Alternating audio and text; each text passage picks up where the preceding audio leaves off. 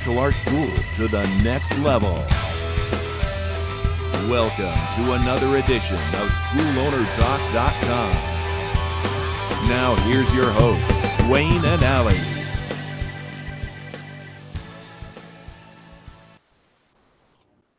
Hello, Dwayne Brummett here with Allie Alberigo, SchoolOwnerTalk.com. Allie, good to be with you, sir. Always good to be with you as well, and amazingly excited about today's interview. So I can't wait. Yeah, we've got Master Dave Kovar. Do you go by Master or Grandmaster? I try to get my family to call me Supreme Great One, Oh Holy Man, but they won't do it. It's usually just Dad or Dave. There you go. Before we started the podcast, I kind of jokingly said to Mr.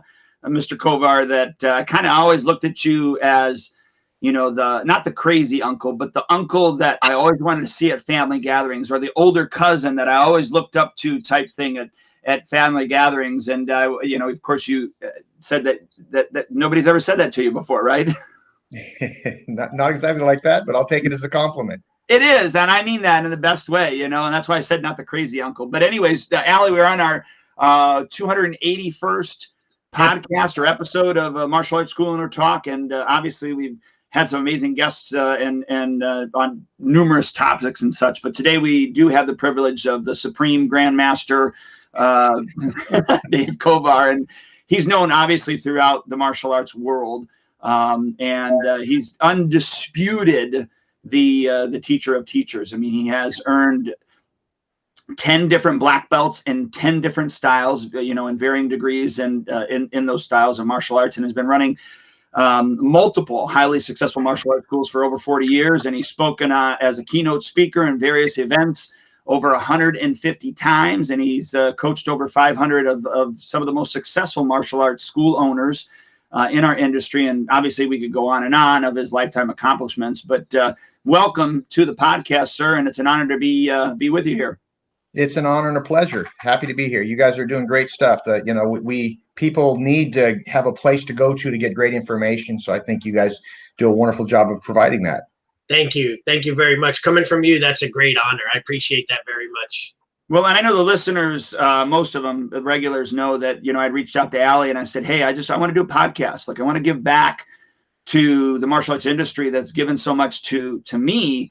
And if we can, you know, help a school owner from time to time, man, that's just, I think it makes all the difference in the world. You obviously, did you fall in this profession, or did you, you know, choose it, or D, all the above? You know, it's one of those things where I kind of fell into it, right? You know, I was running my instructor school from the time I was about 16 in the mid 70s. And kind of getting paid under the table when he felt like paying me, kind of, sort of. And, you know, I started junior college, you know, so 6 months out of high school, my instructor, one of his students, a co-student of mine, had opened up a school a year prior that wasn't doing very well. And, you know, next thing you know, said, hey, Dave, do you want to take over this location? And I borrowed some money from my folks and stepped in. That was November of 1978. And it was going to be, I told my parents it was just going to get me through college. And so that was kind of, you know, we struggled for years and years, and still, it's always a struggle. You know, it's never easy, right? But it took a long time to kind of figure out what the heck we're doing. But then, you know, an interesting thing happened. In there was a movie that came out in about 1984. I'm trying to think of the name of it. Oh yeah, Karate Kid, right? Right. And just stuff. It was just blew up after that. It was really remarkable. I remember I was working a day job painting houses by day and teaching martial arts in the evening. And this would have been about 1986. I remember pulling into my parking lot after work, and there was like a line of parents with their kids waiting to enroll. It was just, you know, right time, right product. I already loved working with kids. There was not a lot of kids training prior to Karate Kid, but I had quite a few anyway. And it was just, there was supply and demand was such that there just wasn't a lot of places to go. And so in 1987, ironically, the same month I got married, my older brother Tim came on as my business partner. And we just blew up. By I probably had like close, although I didn't really keep track of the active count. I probably had like 450 members even back then. But by the early 90s, in our one school before we expanded, we had our highest active count was 903 members. Wow. In one location. It was a crazy time. We actually did like 100K in a month in the early 90s. Yeah. Wow. That's when we were charging like $50 a month for lessons. Right. Wow. So I love to ask this question and stay on this topic. So that back in that day, I remember this too with the Karate Kid. My school, I was teaching for my teacher at his school. But do you feel like the industry, jumped on that too heavily and then kind of got it to a point where really the buzzwords and all the Karate Kid stuff kind of died out? Or do you just feel like it trended out because the world changed? And, I know that it was, people were coming because they wanted karate values and in the traditions that Karate Kid showed, right? And nowadays, I don't think it's looked at as much that way in certain martial arts schools. What are your thoughts on that? Yeah, it's really interesting. There's a lot of different ways to look at it. When I started, it was the early 70s, and it was Kung Fu series. It was a combination for me. It was the Green Hornet. Watching Bruce Lee as a kid, and then the David Carradine, the Kung Fu show. As a matter of fact, when I started, my first start was wrestling, and that was 1971 because my folks wouldn't let me do martial arts. I wanted to, but they considered it like, it was for hooligans, man, troublemakers, and what the heck was that stuff? And really, there was no place to go. But when we finally did get started, and it took my brother going away to college for a year, coming back saying, you ought to let Dave do karate, right? But although we were like a Kempo school, everybody wore Kung Fu uniforms at our school because that was because Kung Fu was on show TV. Yeah. And then Karate Kid kind of replaced that. And of course, there was the ninjutsu era, and then there was the Taekwondo really hit hard in the 80s, and you know what I'm saying? So I've seen a lot of different trends. What I think is interesting is I think a lot of our today's parents actually grew up doing martial arts as kids. I was with my wife, who is a preschool teacher, last week, and we went to one of her kids' baseball games, t-ball game, right?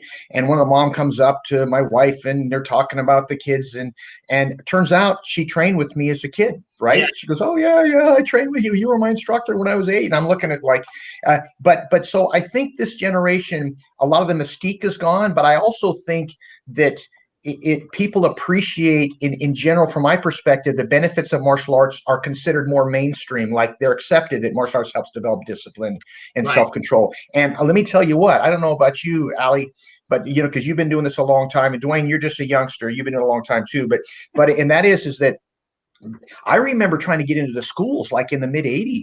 Like, Are you kidding? There's no way we're letting you into the school. You're going to teach my kids are going to learn to fight and beat each other up. And, it was like, it was not, it was really a hard, and landlords didn't want to have anything to do with us. Like, literally, I would call the negotiated building, and we would say we're like a personal fitness play. We'd make up all this other stuff because if we said we're a karate school, they'd hang up the phone on us. Right. And now centers want us because they see that we draw this crowd of people to it. So I think there's definitely been some negatives that have happened. But I think there's been a lot of, I think martial arts is way more like mainstream, and I think of that in more good than bad. Right. Yeah, that's a great answer. Thank you. So Dwayne, we're going to go back and forth, right? You and I. Right. Yeah. But I just find it interesting, when you guys were, the way that you saw Karate Kid and the way that I saw Karate Kid were two different things. Because, that was the time that I wanted to be the Karate Kid. I was the one that wanted to go to the studio type thing, as opposed to the one that was running the studio. You know what I mean? So to see that from that perspective and listen to that is pretty neat. I don't know.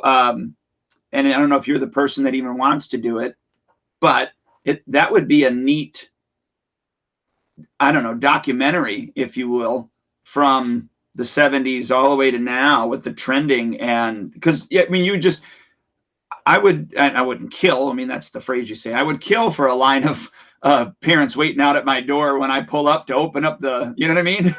Absolutely. Yeah. No, it was definitely a really interesting time. I think it's still a great time to be in the martial arts industry. Here's the big difference. It's never been easy. It's never been easy. Our memory filters out the bad stuff. Just like we all look at high school, like, oh, high school, but there was a bunch of crap in high school. It wasn't so great when you're actually there. Right. And but I think the difference is back in like the 80s and 90s, you could be mediocre and still be successful. You could be just an okay school, just an okay martial artist with an okay level of enthusiasm, but supply and demand was such to where you could still make a living. Mm-hmm. And anymore, the starting point is excellent, in my opinion. You have to be an excellent teacher because the guy down the street's really good. You know what I'm saying? And there's the general public is so much more knowledgeable about this that they can't be fooled as much.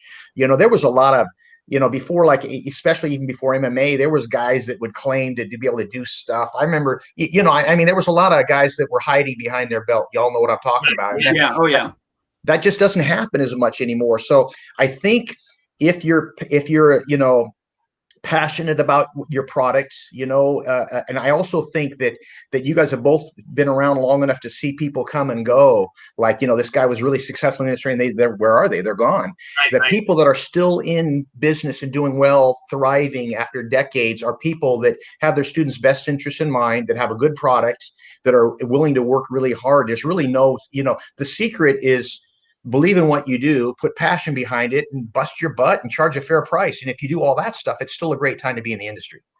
Yeah, and yeah, you're so right, though. I mean, I've seen so many of the super shining, quick superstars that have rose to the top that are no longer around. And I've been around. My school this year will be 30 years that we've been open. So, and I've seen it all, you know, and people that, you know, said they're going to knock me out of business and all this other stuff, and I'm around and they're not. So, you're right, though. It's all about what you do and your passion for it. So I have a question. So back on tradition, because I'm a big traditionalist. I've been to Japan 17 times, trained with one of two in the ninjutsu craze, right? I trained with one of two ninja masters. Dwayne and I have been on podcasts where I've debated people on tradition, some of the main coaches, some really great MMA fighters. So what Allie, before you ask that question, I'm curious, how do you know that you actually trained with, you know, like the ninja masters? Because if they were that good, you would have never saw them. That's true, though. Other than that, though, they would allow only certain disciples to see them. I happen to be one. I had to. I'm sorry. So speaking of tradition, and I know you're a traditionalist, I've seen you doing kata out on your own and practicing the traditional martial arts. And I find that a lot of the new age coaches are like, it's almost like a bad word. They're, you know, discrediting tradition. They'll say things like, and which is true to some extent, tradition is nothing more than something you've done for years, but they throw away all of the old school methodology. And you know where I'm going with this. And I wonder what your opinion is on that, because I'm a holdout. You know, I'm still doing. Yeah, well, I think tradition is great. I think being stuck in the past isn't. And so to me, it's like, you know, I don't know if it's my problem or, you know, the thing with me is I've got a bad case of martial arts ADHD. You know, I love it all. And because of that, I have a pretty broad base of knowledge, you know, like I do a lot of jujitsu. I do a lot of MMA, but I also do traditional Okinawan Kobudo and Iaido. I still practice that. And so what that gives me, it gives me a broad base, but not as maybe as deep as if I just did one thing my whole career. Right. And so I think I could argue either side, but if I was to argue the side of the progressive martial arts looking at the traditionalist, right, I would say that a lot of people use the fact this is the way it's always been as an excuse not to learn more or not to train. Like, how many guys do I know that have said, you know, I've done this same art, you know, I don't need anything else. This is what I practice, but they don't really even practice anymore. Right. You know what I'm saying? It's just they use that as an excuse to not learning new value. The flip side is that you know, there is so much, like my teacher, Shion Mikao Nishiyuchi, he's my Kobudo and Iaido teacher. And if I was to have a teacher, although I have guys that are coaches in different arts, that would be the guy, my mentor. You know, he's like you know, like a living samurai. He just turned 80 years old. He's in amazing shape. He's got all these gems of wisdom that are just steeped in traditional, you know, Budo, right? And I just love being around him. And there's so many things that we don't understand about why people did certain things. Yes. that until you understand them, you go, oh, that's why that happens. Right. But you can also, if you don't watch it, you can use that excuse not to you know, to grow. So I try to be as objective as possible and as open as possible, and understand that, you know, who am I to tell somebody else what their martial arts journey should be? You know what I'm saying? It's like, you know, if you're benefiting from it, then who am I to say you should do it a different way? Yeah. Because the reality is that in my opinion, guy, let me give you a story real fast, is that several years back, I went out to lunch with a buddy of mine that's here in Sacramento, and he's a Filipino weapons guy. He's a blade guy. And by the way, I've done Filipino weaponry I still do, since the mid 70s. And I've got a black belt in Doce Pares, and I've also got a black belt in Sarada. I did extensive training with Remy Priestess. So, I kind of understand what's going on to a certain degree. And I used to carry several blades because that's in Filipino culture. That's what you do. Yeah. If you're FMA, you carry. And then one day I go, well, part of it was I was traveling a lot. I kept on losing these really nice blades at security because I'd forget to take them out of my bag, right? So I just decided, what the heck am I doing? I quit. I don't carry anymore, right? And I almost didn't want to draw that energy, like I might actually use this on somebody, right? But anyway, I'm out to lunch with this guy, and he goes, "Hey, Kovar, what are you packing right now?" Like, I'm not packing anything. What are you talking about, man? What if you could get jumped at any moment? You get a knife fight at any moment. And I go, so why do you train in martial arts? He goes, it's so I can be ready to defend myself. I want to live a long time. He says this as he's eating a double bacon cheeseburger. Right. And the reality is, most of us aren't going to die in a back alley knife fight. We're going to die from heart disease or cancer, or, something that could have been avoided with a healthier lifestyle. And so my point is that how does that tie into martial arts? For me, that's part of the process. It's health, fitness, martial arts. It's all combined. And so that's where, like traditional martial arts, a lot of that makes its way into it. It's not just about, beating up the bad guy in the back alley. It's about your lifestyle. It's your ability to manage stress and all these things that I think traditional martial arts in general did a better job of than some of the modern stuff does.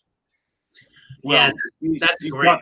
I would agree with that. You talk about managing stress. I think that we as martial artists were well equipped to manage stress with regards to the last year of what we went through. I am curious on your take on just the industry, how well we handled it. What did you guys do, and where you're seeing things happen right now? Yeah, so like everyone else, March. But ironically, I was in late February of 20. I was in the middle of a 3-week. I started a 3-week tour. I went to Australia, New Zealand, and the UK for a bunch of seminars. I had like 19 seminars over 25 days or something, and it was really interesting to see how stuff progressed. In Australia, I was there for a convention the first weekend. It was sort of like the last weekend of February, and it was just starting. And then next thing you know, I'm in a couple of weeks later, I'm in the UK, and I have to fly home early because they were about to close the borders, and no one knew quite what was going on. Guys were coming on. I remember a guy came onto our plane in a hazmat suit, and they were checking temperatures, and it was just really bizarre. And so we got back, and we, of course, middle of March, we're shut down like everyone else. We quickly got our our resource library was up and running within a day with curriculum, and then we were on Zoom by that Wednesday. So we had 8 locations going into corporate-owned locations going into the pandemic. We had almost 3,000 members amongst those 8 schools, and by we were decimated just like everyone else. We went to just over 1,700 members, so we lost about 40% of our student body. Wow. We ended up shutting down 2 schools permanently that will never open back up. We might open up other ones, but not in those locations. And so we fought like just like everyone else did. We were in the parking lot the last summer because that's the only place we could train. And we've maintained our online presence. We've been on again, off again inside the dojo until the first of the year when we were able to. But right now, what I'm seeing is, okay, fortunately, we got help from the government. We got, we qualified for the PPP, both loans, and that was really, or not loans, it was really helpful. We got our first one forgiven. I'm sure we'll get our second one forgiven. And that allowed us to maintain a high level, a lot of our staff members. And we're climbing back. We've had great net new the last few months. We're still, not near. We had almost 3,000 members, and we're at about 2,180, I think, right now. So we're climbing back up, but we're still, 800 members away from where we were a year and a half ago. But I'm optimistic about the future, and what I'm seeing in my network with people I'm helping, there's, as you guys I'm sure seen, there's a pent up demand. If you're open, it's like there's there's people that want our product, and it's kind of like you can't. so much of our time we can spend worrying about the future, like what's going to happen, or wishing we would have done something else in the past. But kind of what I'm trying to get across to my team and what I'm trying to focus on is what can I do today? You know what? All right, man. What can I, and because nothing feels better than, putting your head down on the pillow after a hard day's work where you are productive. And that seems to, and if you can just get your head clear, that's a great way to do it. Then that momentum shifts a little bit. So I love what you just said. I mean, what can you do today, right? I think even during the pandemic, people were so worried about what's going to destroy them rather than working on what they could do to fix or deal with the situation as best as possible. Thank God I had Dwayne and a bunch of other friends that we went back and forth, and, days that we were nervous and scared, and we talked our way through things. Sure. And so on. So that was a great thing. It's sad though, I've seen in my area about 50 martial arts schools close, and some prominent schools, 5, 6, 7 locations, been in business for 30 years. Maybe they saw it as an opportunity to just check out. Maybe they didn't want them to check out, and they found a way to do it honorably without feeling bad and disappointing people because they could blame it on COVID. I'm not sure, but I think. Go ahead. Yeah, I just think it's all of the above, and also, as because you guys have coached other schools, guys will say, well, that's not in my town. That won't work in my town. But this is a new game, man. There are things that are so different in communities. Like there's a community where I've got a couple clients by us in a town called, you've probably heard of UC Davis, the pretty well-known college. Well, in Davis, the ordinances are so strong that if you decided to defy, if you're open for business, $2,500 a day fine, shut off your power. I mean, all the way down to Texas and Florida, who just business as usual, and everything in between. So it really is a different era in that the regional, the mood, the political, all the things that are going on in that region in regards to the really have had an effect on people. But with that said, we all have the control, the ability to do as much as we can in the environment that we're at. That's what we can control. Right. Yeah. Well, we had pretty heavy restrictions here in New York, and we're still under certain, still 33% capacity. There's no real clear guidance of what we could do. Masks, no masks, vaccinated, unvaccinated. It's very confusing. So I'm trying to navigate it, but we're business as usual. So, Dwayne, you had some more good questions. Yeah, I was going to ask you with regards to now that virtual is on the scene, what do you see, right now with virtual and the future of virtual with regards to the martial arts industry? Well, I think for us, I know I know some people that already quit doing it because they didn't like it, and they didn't have that big of a percentage of people doing it. I never see us not using virtual again. Thank you.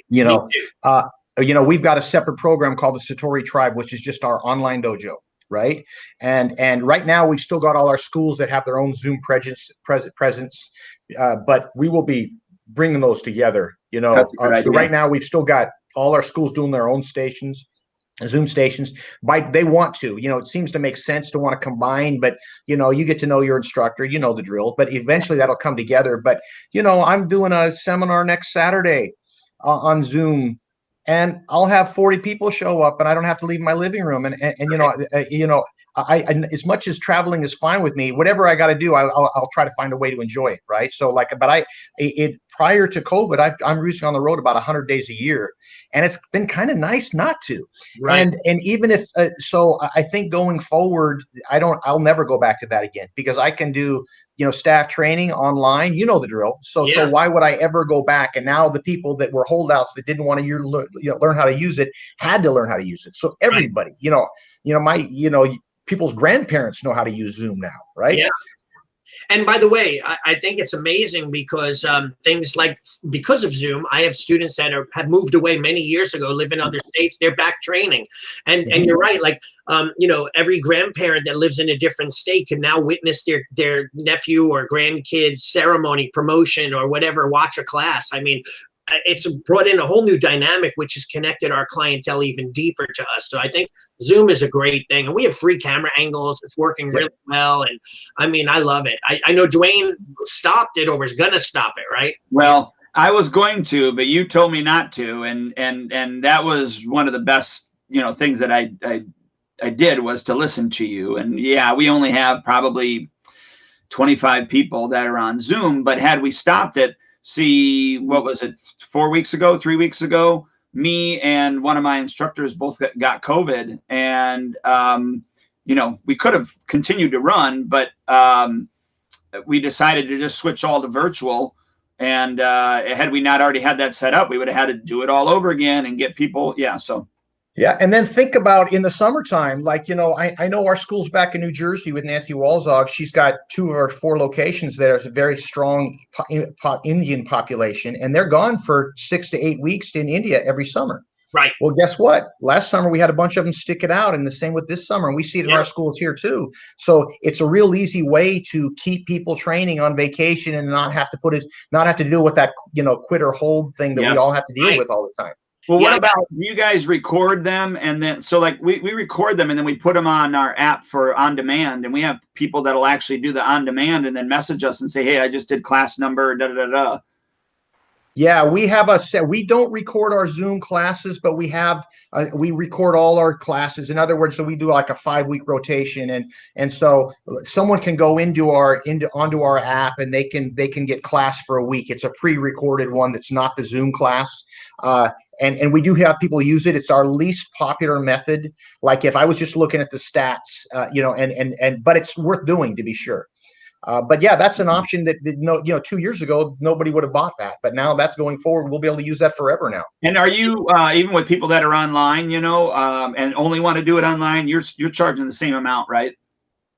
Yeah, our Satori tribe, we're messing with the price point, but one of the things, as you guys know, is that we very quickly, we didn't want to, when we first started going to Zoom, a year, in March or April of last year, I did not want to drop our rates because I was worried about how long it was going to, and plus it's just as much work for us to teach a Zoom class. It's more work. Yeah, and so we were really adamant about not doing it. And I'm so glad we didn't. I knew guys that cut their price in half, and right, or one of my friends didn't charge anything for Zoom classes because he thought it was going to be a month pro. I have some money in the bank. I just won't charge anybody this month. And 8 months later, you get the deal. So we just decided right out of the gate we were not going to address. We were going to charge full rates. I think going forward with just a virtual program only. Our tests have shown that our price point might be a little high if we're trying to market to someone that lives in Chicago to join our program online but we're still figuring out. But we right now, because we have so many of our local members still on Zoom, we're not messing with the price yet. Yeah.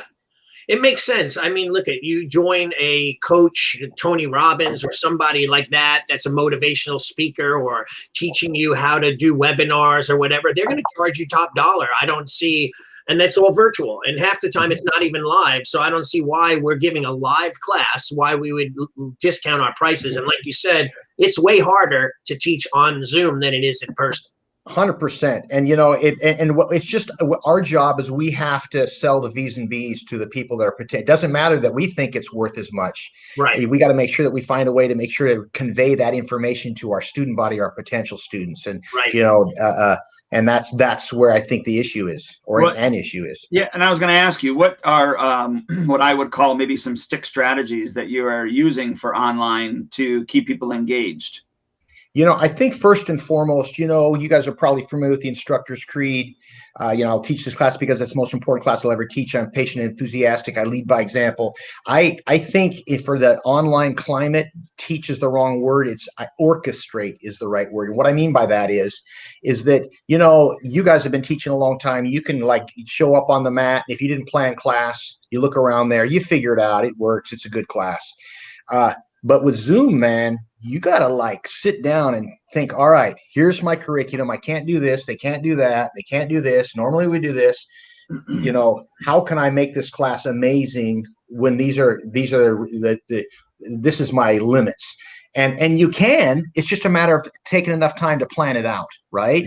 And so we've gotten really creative with, as everybody else, with how to, keep people engaged, what props we're using, and then we kind of do that amongst our team. We share that every week, and so we've got actually in our resource library for our staff, we've got a whole just a whole inventory of hundreds of different Zoom drills Right. that have worked really well. And so I'll tell you what, I've got a Zoom class at 10, and it's my staff class. And I'll have, I don't know, man, anywhere from 4 to 12 people that will attend. And these are all people that work for me. And I will go to the resource library and I'll go, oh, okay, I know what I'm doing. And you all know that when you guys have been to a seminar, it's Monday after you went to a really cool seminar and you got all these cool drills, you can hardly wait to teach your class. Right. Even the way you bow in the class is better because of the excitement you have about this drill you're going to share, right? Yeah. And so we don't need to go to a seminar to do that. We need to take the time ahead of time to really orchestrate how that Zoom class is going to work.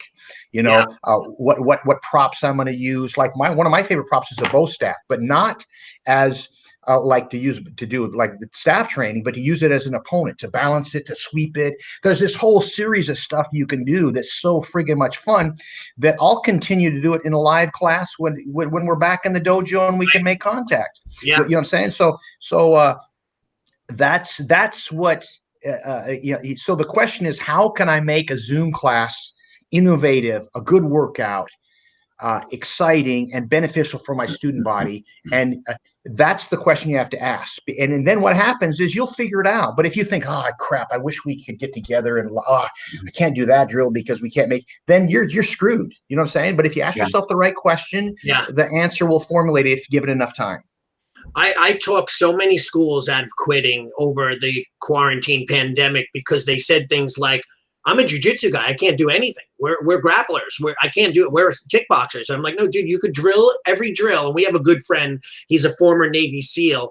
And he made a video called a BJJ Buddy or something like that. He took sweatshirt and a gi and he filled it with pillows.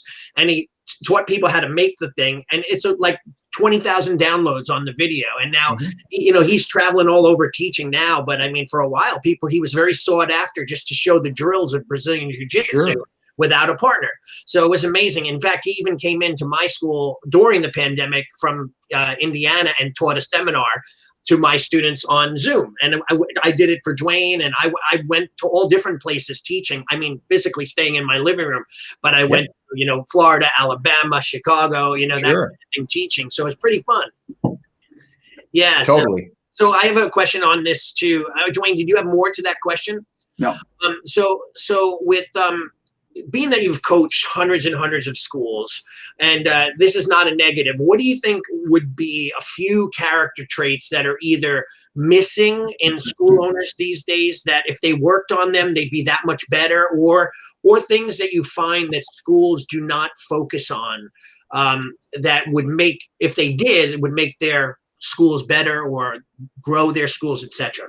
So, I'm a fan of simplicity, right? And if there's 10 things that it takes to run a successful martial arts school, I don't know that I've ever been able to do more than 8 or 9 of those. You know what I'm saying? Right. And so why would I add on 12, 13, 14, 15? Right. And so what I see in my schools, in our schools and the schools that I coach is I see people sometimes get caught up in this secondary minutia. You know what I mean? That like, they've got some little subsystem of a subsystem that they're focusing all their time and they're forgetting the big picture. So for me, I got to get my camera. Oh, there we go. We call these the 5 mindsets. And I think at the core of running a martial arts school, if every day you can show up, you didn't need to do that. I'm good, man. Okay. The 5 mindsets. There you go. See my samurai buddy? So that's my friend there. I have a very famous guy I went to high school with who was a sculptor. His name is Peter Dietenbrock. He's really well known. That's a good friend of mine, and that's the only piece of art I've ever requisitioned. But so anyway, never mind. Sorry for getting sidetracked. But so the 5. There we go. There it is. Bingo. Right. The 5 mindsets of a successful martial arts school. If you remember every day, number 1 is we're the friendliest place in town. Okay. And that when people, whether it be, and by the way, you apply all these to Zoom. So let's just talk in general. I don't have to, you guys you can go either way with this, but what does that mean? People coming into your school for the first time, some guy, let's think about an adult male that you guys enrolled in the last month or so. They didn't, let's just say you're teaching in-person classes. They didn't drive by one day, go, oh, martial arts, let me enroll.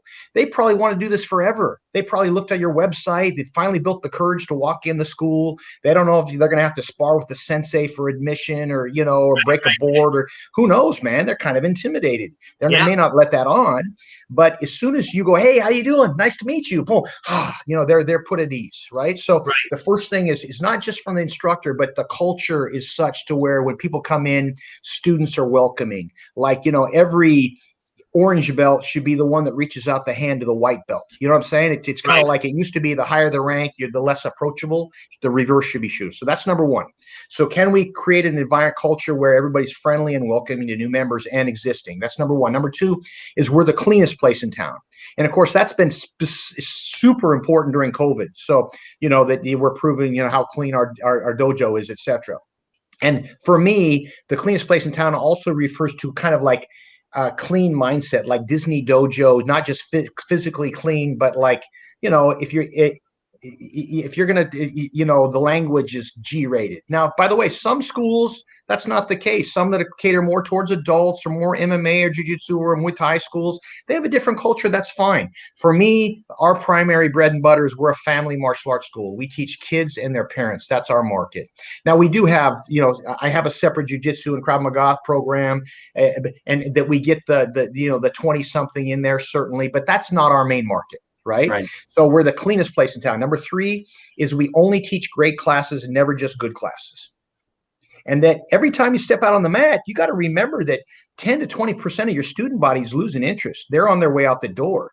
And, none of us train like this. None of us went from here to here in our training. Boom. Right. It was this, we had good days and bad days. And so we got to get people through the low days. And what does that mean? Every time we step out on the mat, every time we cinch the belt, we got to friggin' deliver, man. Doesn't matter how good the class was last week, because think about this. You got some guy that's on the fence. So Dwayne, you're losing interest. I get you to come back to class. Hey, Dwayne, you going to be back to class on next Wednesday? And you go, yeah, okay, I'll be there. And then Wednesday rolls around. Today rolls around, and you don't want to go, but you think, I told Mr. Kovar I'd show up. I guess I'll show up. And then I show up, and let's imagine you show up and I deliver the class of my life and it connects with you. Wow. Guess what? You're back on track. Right. Okay. So we only teach great classes, never just good classes means, man, that's our product. That's our product is what happens on the mat. Okay. And that's why I was saying earlier that, the starting point has to be excellent. We just have to be, excellent. Mediocre is not going to get it. And as Stephen Covey says, you can't talk yourself out of a situation you behaved yourself into. And what that means, if classes are only mediocre, it doesn't matter how slick our quit talk is.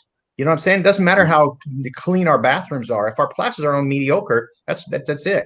So number 4 is we are excellent at student-parent communication. And what that means is I think that's where we're weakest as an industry is we forget to give people feedback, both general and specific about how they're doing. Right. And reset goals. Like I know I'm really guilty of taking my black belts and just assuming they're going to be around forever. And so I don't sit down and I don't have the same maybe level of goal setting that I did with my white belts. Right. And so that's something that's super important. That's an ongoing relationship. And the 5th one is every day we recruit new members, that we're constantly looking for other people that can benefit from the program. And we kind of got our radar senses kind of focused on that. And if we focus on those 5 things every day, to me, the rest are details. You got to charge the right price, but that's the big chunks that's going to make the difference for us. I love that. I took notes. I was writing everyone that you said, and I've heard you say this before as well, but it's so good to hear again. And I think through that, especially what you said about black belts, traditionally, I remember me being the kind of guy that once you're a black belt, you got to do it on your own. And hey, listen, it's your responsibility. By now, you should be able to motivate yourself. However, I have a friend and he has a one location and he has about 100 active training black belts that have been with him from anywhere from like 5 years to 35 years. They've been with him. And that's what he does. He maintains them as if they were, he always said to me, treat your black belts like a white belt, maintain them, set goals with them, stay on top of them, schedule their testing. And I've been dying to get him to interview. He doesn't really like being online on a podcast, but one day I'll get him. But that was important. And the other thing I love that you said is only teach classes that are, amazing, like never teach a mediocre class. So I think a lot of instructors, depending on their moods, what they do, they just walk in and kind of wing it. And they might be in a bad mood, so their students feel it. Yeah. And by the way, I've taught plenty of mediocre classes, right? But, here's the deal. My intention, have you ever walked off the mat thinking to yourself, hey, I'm pretty good. That was a pretty good class. I'm sure you guys both have. Yeah. Have you ever walked off the mat and think, what the heck happened today? Man, I sucked. That happens too. But it's really about the intention to teach a great class. On purpose are mentally going to be fully engaged. And it's not always going to happen, but it's way more likely to happen if that's your mindset. That's exactly it. Yeah, absolutely. And I like you kind of, you said that you're simplistic. And when you look at those five things, they are simple. But that's the problem, I think, is that they're so simple that we overlook them. And that's where you had said that that's the problem of some of us school owners, is that we are looking for the next bright and shiny object or focusing on the wrong thing. And what I see is that, people like in my coaching, I'm pretty straightforward that if I'm going to be your coach, you're not going to double your gross in a month. It's not going to happen, man. And if it does, it's because we did some stupid stuff that's going to cost us, relationships down the line. Right. And so, but you stick with me, and we're going to get you to where you're going to look back in 5 years and your school's going to have an income that's steadily coming in every month. Your lifestyle is going to be great. Right. And that doesn't always appeal to people. People want, show me how, and you guys have both heard this. Just tell me how to get new members. I keep all my students. Don't worry about it. Just show me how to, which is, to quote Master Ken. Yeah. Bullshit, right? It's like that's the thing. It's really a retention business. And once you can, go through the stats with someone about, okay, really, you have great retention. Let's take a look. How many students did you have a year ago? And you do the math, and people will realize, oh, okay. So it's really, it's not that it's a very, it's simple, but it's not easy. Okay. It's a very simple business in the sense of that, like we talked about earlier, step in, be personable, give your best spirit, know your product, charge a fair price, make sure your mats are clean, do all the events that we know to do, call them when they don't show up, have them invite their friends, all this stuff. But we get bored with that. Right. And we're looking for some other thing to go with, and we forget. Now, all you got to do is, what did Vince Lombardi say when he took over? I think it was after he left the Green Bay Packers, and I think he went to the Colts. And someone asked him, "How are you going to make this a great team?" He says, "I'm going to make them brilliant in the basics." Exactly. So blocking and tackling, right? And that's what I think. It's not sexy. People don't want to hear it, but it's friggin' the best system for long-term success in the martial arts industry. What kind of goes along with you, Allie, where, I don't know, some event in the industry where you said that, well, why don't we just talk about stats or whatever it was, right? Yeah. No, that's whenever people would ask me to submit my topics for the Maya Super Show. Eventually they stopped asking me to go there because I kept saying, why don't we teach people the basics, and then they were like, well, we want something new that, of course, that could be sellable or whatever. And I'm like, how about new becomes old? And, we teach them the very basics, how to run their stats, know their numbers, how to sign people up, et cetera, et cetera. And it was never sexy enough for them. So that's what I haven't spoken in a while. And you almost can't, I run into this when we have events, you almost can't blame them because they know they got to give a presentation to the people out there that want that new thing. You know what I mean? It's like, okay, because like I'll tell you what, I've got, Elvis, someone asked Elvis, they said, hey, Elvis, you can only play 3 chords on the guitar. And he goes, yeah, but I can bang the hell out of them. Right. Well, for me, I've got like 3 talks. Right. But I'll give them a different title and I'll give different, you know what I'm saying? Yeah. But because so when we're going to do a convention, we make it a point to try to dress up the title because we know that's what people want to hear, something different. And if there is, there's nothing wrong with new information out there, right? And new perspectives, but at the core, that's great, but you can't forget the basics. You know what I mean? You're like that's got to be where you're rooted. Yeah, well, I think that's the same with physical martial arts. Everyone goes into all these fancy moves, and they're like, when can I learn a jumping, spinning wheel kick? And I'm like, how about we learn how to do a front kick first, and we'll progressively get there. But you're right. If people want, they want the shiny bells and whistles and, you know, all the fancy things. I once taught in Australia at the Super Show there. And I was amazed because back in the day, it was probably about 15, 18 years ago, I was talking to school owners and they were buying my stuff on systems and all this stuff. And I said, well, how many members do you have? And they're like 600, 700. I'm like, why do you need anything that I'm going to give you? You're doing things right. And it was because they didn't have too much information, and they were able to just work hard on the basics. And that's why they were super successful. It was amazing. It's really interesting. I've had the privilege of, being in the UK, like probably 20, 25 times, and Australia probably 10 to 12 times now. You like almost every year. And the point is, in Australia, they have all these super centers. It's amazing. They have all these crazy, it's just a different way of looking at things that's remarkable, and I think you summed it up really well. Most of them do the basics really well. Yeah. And Australians are really interesting because they're kind of like when you go to the UK, and I have friends in both countries now, so it's kind of like I don't have to prove myself as much. But when you go to the UK, everybody's very polite and courteous, and when you go to Australia, everybody's kind of like, okay, what's this American got for me, man? Exactly. They're a little bit more. You have to kind of win them over, so to speak. Yeah, but once you do, then you're in good shape. Yeah, well, and I spoke for a group called Nest many times in the UK. I know those guys, good guys, Gerard and Gerard and his wife, right? But it was funny when they first said to me and said, Ali, listen, it's different here. You have to date us before you get to sleep with us, right? They said, you got to take time for us to get to know you and trust you. So don't just come in and be an American and try to tell them that.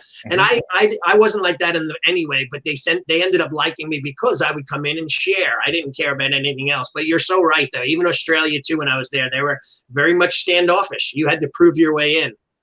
So yeah, no doubt. Yeah, more stuff. Yeah, I know we're going. Yeah, we've only got 14 more minutes left. Yeah. But so Allie and I this year, I kind of prompted it, but decided to at least read a book a month, and then on our podcast talk about that book and share what we learned from it, and then how we're going to apply it to our life, our business, whatever. I'm just kind of curious, a couple of books that you would recommend entrepreneurs or school owners read. I was looking around because I've got a whole bunch, right? So it's the one that this is Tim Ferriss's Tools for Titans. Yeah, it's a very good book. Amazing, right? So like if I was to be on a desert island, this would be one of them. The one that I just picked up, which is an interesting read, it has nothing to do with martial arts, but it's Sapiens. You probably heard of it. It's really interesting. This guy was interviewed on the Tim Ferriss podcast, and I think Joe Rogan, Jordan Peterson talk about him. So it was like, it's a really interesting read. So what I do is I like you guys, I read a lot, but I find I've given myself permission that if a book doesn't grab me pretty quickly, I used to finish it out of principle, but I don't anymore. Yeah, it's torture. But what I do is I will reread a book, like The Obstacle is the Way by Ryan Ferris, Ryan Holiday, Ryan Holiday, not Tim Ferriss. I'm getting those guys mixed up. It's about Stoic philosophy, which is really what really grabbed my attention the last couple of years. I think it's one of the best books I've read in recent history. And when I get done reading a good book, I turn right around and I read the thing again. Sometimes a third time, because otherwise what happens, it becomes this cursory kind of knowledge. Oh yeah, but you don't remember, it was a good book, but you don't remember, and you didn't really put it to work. Yep. And so that's what I've tried to do, is narrow down the scope of the books. If I have a really good book, then I'm gonna try to study it and apply it a little bit more. That works better than me than just kind of pounding through them. Yeah. I love that. That's awesome. We had a book that we just recently read, both Dwayne and I, that we just could not get through. And not to criticize and make it look, but the book was it was hard to get through it. So I stopped reading it. And you're right. I was the type of guy who would power through to the very end and literally torture myself reading that book. Now I'm closing it up and saying, you know what, I'm going to move on. I just can't do it anymore. So it's not enough time in my life to waste time on things I can't stand. So that's a great point. Yeah. Someone gave me a book a couple weeks ago that was, it had to do with getting on the post end of COVID, right? Right. And I read about half of it because my friend gave it to me and I knew he was going to ask. And it had some good points, but I skimmed the first paragraph of the rest of the chapters, just so I could just out it. But yeah, I was like, I'm not going to do this. It's not speaking to me. And it was written last fall, and some of the stuff the information wasn't even accurate from where we're at, and I'm not going to waste my time. So, Dwayne, did you have some? We always have our final question, and it's like we have about maybe 11 minutes. But do you have any more before we lay that final question on? Well, yeah, I wanted to kind of talk about,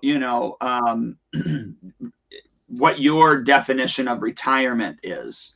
Do you ever see I know I've heard some people say retirement to me is really financial freedom. I don't know that I would ever not work, but just the ability to do what I want to do when I want to do it to a certain degree. I'm kind of curious for you, what is your definition of retirement for yourself?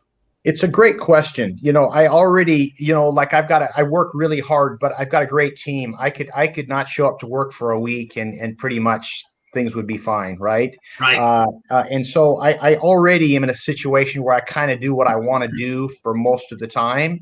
Right. And I don't really know my exit strategy. It's a really good question. I know that I can't imagine me not. I love martial arts. I love to be around it. I love the whole dojo life, I love just hanging out on training with people and hanging out on the mat afterwards and talking shop and I love talking with school owners about the business. This is what I know, and I really don't have any other hobbies.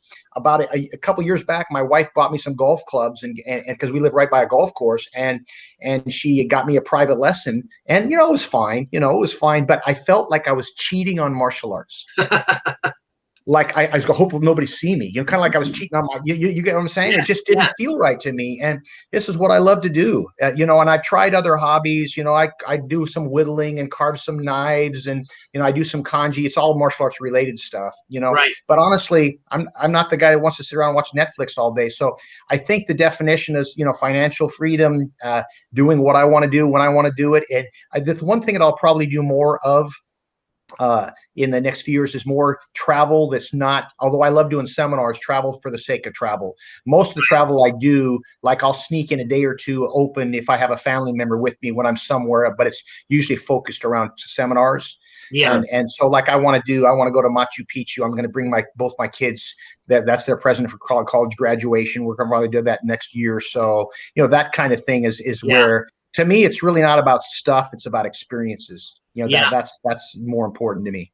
Yeah, that's actually my goal in life as well, to spend some time within a culture, whether it be Japan for a month or Italy for a month, and live in some small, quiet, non-touristy village and just experience life. Because my dad was a retired cop. He passed away a few years back. And by the way, I loved seeing your videos with your dad. It literally brings a tear to my eye. He's blocking and doing things. And my dad was the same way when he passed away. I had no idea that he'd take every one of my articles were written. He had them in scrapbooks, and I just pulled them out the other day. But I love your videos, so keep doing that. What's interesting is that anytime I'm not feeling the love on Facebook, I just get my dad in there. That's all I got to do. That's it. So our final question is not morbid in any way, but spiritual. And the question is, so let's say on your deathbed or in your funeral, what do you want to be remembered for? What would you love to have people had remembered Master Dave Kovar for, and to say about you? What is the ultimate goal? If you did that and they said that would be your goal? Maybe somebody who contributed. It's like you think about if you look at history and you think of people we look up to in history, like historical figures. If I was to ask, and I've done this in instructor colleges, the names that'll pop up are Gandhi, JFK, Martin Luther King. Those are the names that always pop up, and people that we look on as criminals, or people that are it's Stalin, it's Hitler, always the two top on the list, right? And so people that we look up to are usually people that gave more than they took, and so there's a life that can be, you can look at someone's life and you can think, you can envy their life or you can admire their life. Let me explain the difference. Okay. If you are trust fund kid that grew up with buku bucks and lives in the Mediterranean sipping margaritas every day. Hey, nothing wrong with that. I mean, you were dealt a good card. There's nothing wrong with that, right? It's a pleasurable life. It's arguable whether it's a joyful life or not, because joy really only comes with service, right? But nevertheless, you can look at that. It's very easy to envy that life, okay? But you look at Abraham Lincoln, who is arguably the greatest, American that ever lived. And his life was rough, man. He suffered, personal tragedy, depression, and, so he's not a life you envy, but you admire it. Yeah. Right. You admire it. And I would maybe like someone to go, okay, that guy tried hard. He tried to contribute, where he could to make his world a better place. That's awesome. I don't know that I'm doing it, but that's a, since you asked the question, that would be my response. You're definitely doing it. I met you personally in person. We were at I think it was the Black Belt Hall of Fame in LA. And we sat online to watch Ernie Reyes' movie release. And you and I were chatting, and I'm like, oh my God, I get to talk to you, and I have your instructor's training manual and so on. And you were so nice to me and treated me with total respect. Not like you're a higher rank or whatever. And ever since then, I've admired you and watched you, and you've done so much for the industry. And if you were to go, that would be what people would say, because you've always been generous. You've never, ever, had any ego whatsoever. Yeah, I was going to say humble, very humble. The humblest person. So I can tell you that. I just thank you for that. I just have to say one thing, because I've heard, I have, Dwayne, you asked me if it's anybody have the uncle thing. I have heard people say you don't have an ego and you're humble, which I really I am super honored that people think that, but really I have a massive ego. I just keep my mouth shut. It's like there's a lot of times I want to say something like, oh, I go, shut up, man. It's no place. I'd like to think of it as confidence, but that's something we got to watch, and that's what gets you into trouble. I know you guys have experienced, like if I look back and I think of when I've said dumb stuff, it's when I let my ego speak for me. You know what I'm saying? Versus, just letting something pass and letting it go. And so I'm pretty good at if I've got an observation that's not positive, I'm pretty good about trying to check myself. I'm learning that more and more, especially with family. The other day, my family was together at a family gathering, and I'm started voicing my opinion about COVID and this and that. And I'm like, I told my fiance afterwards, I said, I got to learn to just shut up, because I don't want people to hate me, and I think as martial artists, that's what we do. We teach, we voice our opinions, we're strong-minded, but, and if we weren't, we wouldn't be great teachers, would we? I think so. But you're right, though. Learning how to not talk certain times and just listen is a very big thing.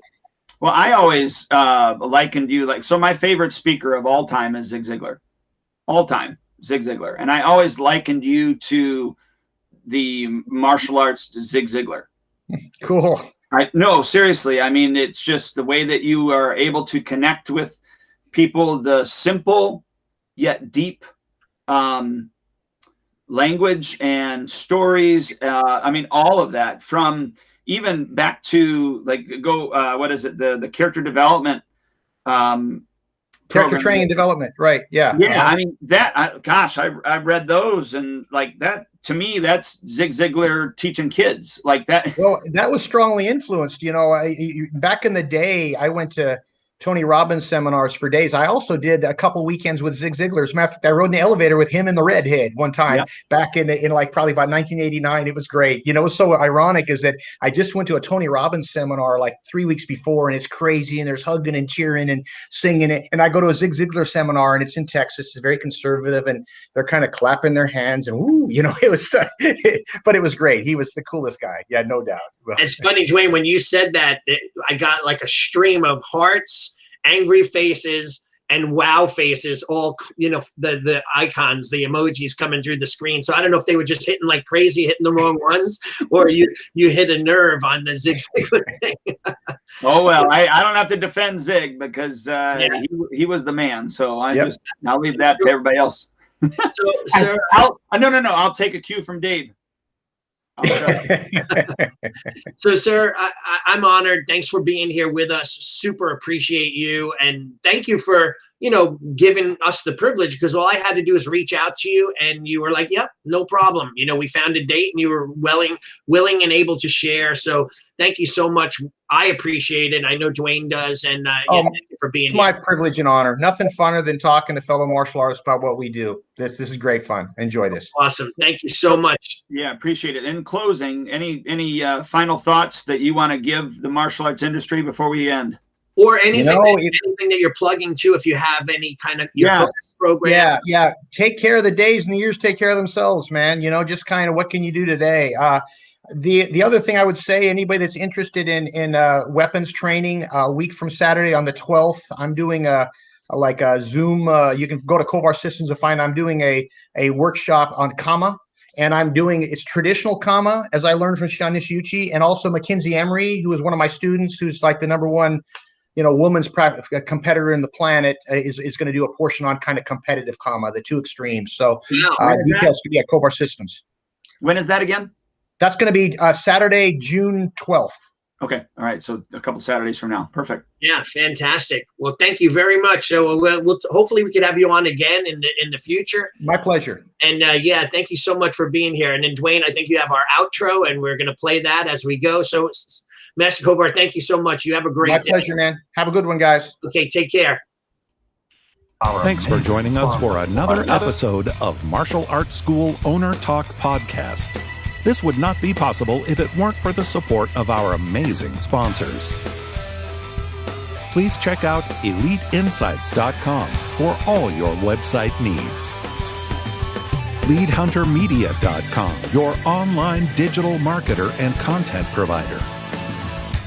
Academy Kings BJJ Growth Consulting and Management at GrowMyAcademy.com.